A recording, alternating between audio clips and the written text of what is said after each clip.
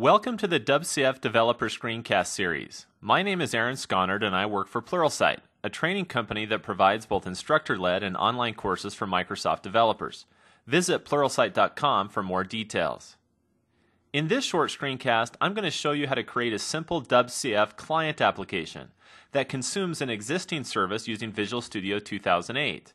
We'll start from scratch in this example, and we'll generate a service reference in Visual Studio that will make it really easy to consume the service of interest. Okay, let's dive in. Okay, here we are in Visual Studio 2008, and this is an eval service that we built in one of the previous screencasts. It's already built and fully implemented. We can press F5 to run the service within the built-in Visual Studio test host. You'll see that host launch down here in this bubble down in the system tray. And when you click on that, it will bring up this WCF service host window where you can see that our eval service has indeed started. And this is the address where the metadata for that service is made available. And then Visual Studio launched this WCF test client, which downloaded that metadata from that address, and then built this UI that allows us to test our service. So here we could actually go ahead and type some stuff in and press invoke, and that will actually send a message to that service, and we get a null response back. If we click on get evals and invoke, you can see that indeed the service now has one eval within the system. Okay, so that's a simple example of how we can use this service. Now our goal in this screencast is to build our own WCF client application that can communicate with this service. So what we're going to do is we're going to come here to the solution and add a new project. And it's going to be a console app. And we're going to call this console app client. Now what we need to do is generate what's called a service reference that knows how to communicate with that service of interest. Before we can do that though, we need to launch our service library. I'm going to press Ctrl F5 to run it without using the debugger. And notice here that our service host is indeed launched and ready to go, and it's listening for metadata requests at this address. If I right click on this, I can copy that metadata address into my clipboard. Then what I can do is I can come back here to Visual Studio, right click on References, and select Add Service Reference. And here's where I'll paste that metadata address and press Go. That will download the metadata from our service, and notice it found an eval service that exposes an endpoint that uses evalService as the service contract. That's the one we want. There are the three operations that we care about: get evals, remove eval, and submit eval.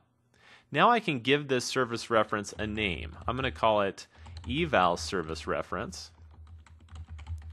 Press OK. Then it will download the metadata and generate for me some code that I can use within this client application. It also brings in all the namespaces that I need for the WCF libraries, like system.runtime.serialization and system.serviceModel. Okay, it also gave me this little thing called a service reference, and we called it evalServiceReference. If I right click on this, I can view this in the object browser. And over here you can see it generated a class called eval that has a bunch of fields like comments, ID, submitter, and time submitted. It got all that from the metadata, from the WSDL definition that it downloaded at runtime. It also gave me a service contract called evalService, and there are the three operations. And it gave me this helper class called evalServiceClient, which is basically a simplified proxy class that makes it easy to call submit eval, get evals, and remove eval. Okay, so now we're ready to write code to actually consume the service through this class called evalServiceClient.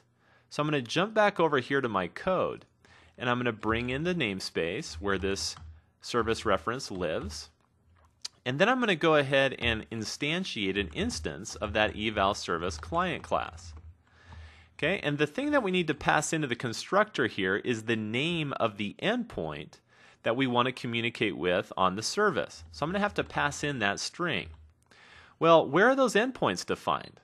When we generated that service reference, the other thing that Visual Studio did is it added all the endpoint information into our app.config file. Down here within our WCF configuration section, you'll find this client element, And within client, you'll have all the endpoint definitions that were found on the service. And each one of these endpoint definitions has a name. The name of this one is right here. I'm going to copy that name, and then I'm going to use that in my code right here. So I'll paste that in, and that gives the client-side runtime all the information it needs to know how to communicate with our service. So now after I do that, I can just start making method calls on this thing, like getEvals or submitEval or whatever. Well, let's call submitEval. Notice that submitEval takes an eval object as input. So before I can actually call this, I'm going to have to create an eval class. So we'll just go ahead and instantiate a new eval. We'll give the eval some comments. We'll say this came from code. And then we'll give the submitter name something different. We'll call this Aaron. And then we'll say eval.timeSubmitted equals datetime.now. Okay, and then we'll call submitEval and simply pass in that eval object. Okay, then let's actually retrieve those evals so we can actually see how many evals are in the system at this point in time. So then what I'll do is I'll say client.getEvals, and notice this returns to me an eval array. So I'll type this as an eval array response. We'll just call it evals. And then what I'll do is I'll say for each eval, ev, in evals, let's go ahead and do a console.writeLine and print out ev.comments. Okay, and then at the very end we'll do a console.readLine just to hold this thing open. And in fact, in the very beginning, I will also do a console.readLine so that you have to hit enter before you can run the client application. And we'll print out a little help message here to say, press enter to run the client. Okay. Now, in order to make this thing work, I'm going to go ahead and run it in conjunction with our eval service library. So I'm going to come here to my solution, and I'm going to right-click and go to Set Startup Projects. And I want to start multiple startup projects. I'm going to start up my client along with the eval service library. Okay, so I'll do that. And then let's just go ahead and close the version that's running right now, and we'll press F5 to launch the solution again.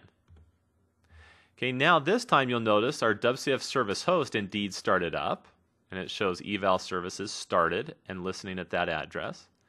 The test client that Visual Studio provides also started up, and our test client also started up in addition to this one. Okay, so let's go ahead and submit an eval through this guy. We'll say this one came from the test client, and we'll make the submitter name on this one Joe. We'll invoke that, and we should see a null response message come back. Then we'll go to getEvals and see how many evals we have in the system. There's just one. Then we'll come over here and we'll run our client by pressing enter. Notice it talked to the service, submitted a new eval, and then it called getEvals to get all the evals in the system, and notice it now found two evals in the system. This one came from the test client, and this one came from code. That came from our application that we just wrote. So we've been able to build a test client now that can communicate directly with the service in code. Now let me show you one final trick.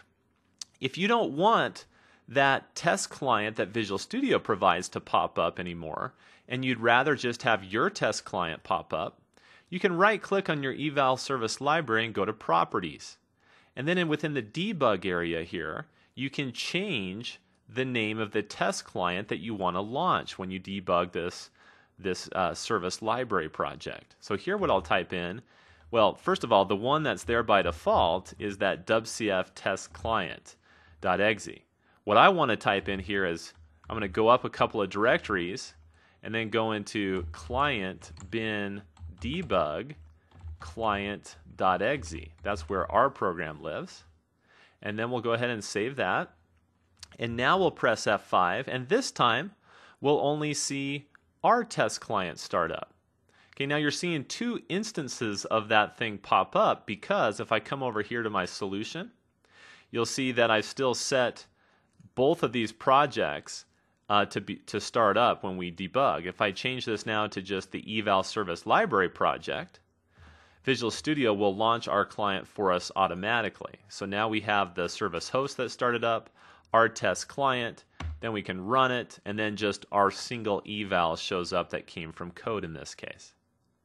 So there you have a complete example of how you can build a WCF client application using the service reference features in Visual Studio 2008. Thank you for watching this video in the WCF Developer Screencast series. You can find more in-depth online training videos at pluralsight.com. Pluralsight offers an extensive library of online training courses covering a variety of current and emerging Microsoft technologies, and you can access this valuable content from anywhere, anytime within just a few clicks, while still learning from industry experts you trust. Check it out today at pluralsight.com.